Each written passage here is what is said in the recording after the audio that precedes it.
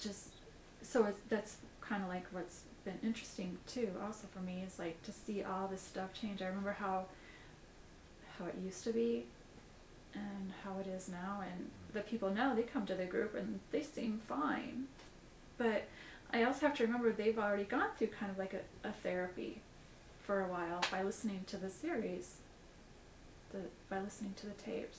So you think that before the series was available, people would come in maybe more obviously suffering anxiety symptoms or not seeming quite as fine? Well, that's how I think, yeah. Yeah. But he was very helpful. I mean, just talking to him individually, that that was a lot of help.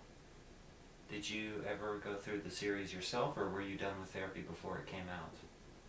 Yeah, I do have it, but I only asked for it like a couple of years ago, if I could order it a couple of years ago.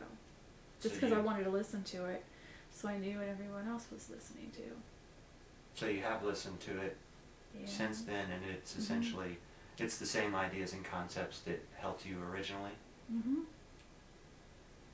Yeah. Do you still have to do the therapy, like mentally or daily? Do you still find yourself doing it, or is it more automatic?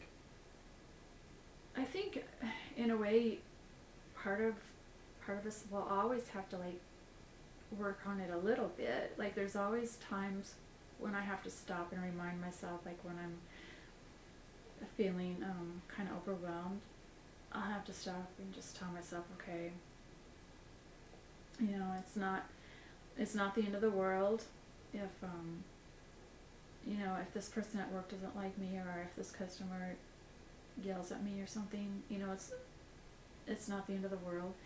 And sometimes if I feel a little anxious, I'll just be like, okay, well, you know, that's fine, because I know that it's going to go away. But I don't have to do that very often. And if somebody says something that bothers me, I can usually, like, I might be upset about it, but I can let it go and not let it eat away at me like I would have before. So you would say you're over social anxiety now? Pretty much. There's still like a couple of things that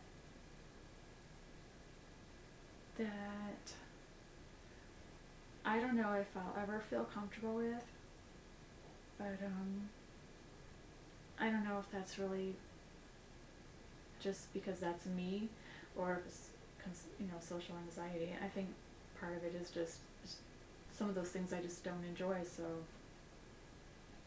And those things aren't things that limit your life like social anxiety used to. Those are just parts of you. Yeah. What were, say, the hardest things, or the things that took longer to get over?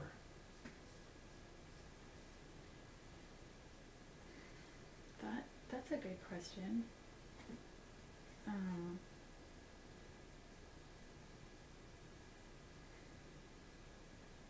Relearning how to think positive about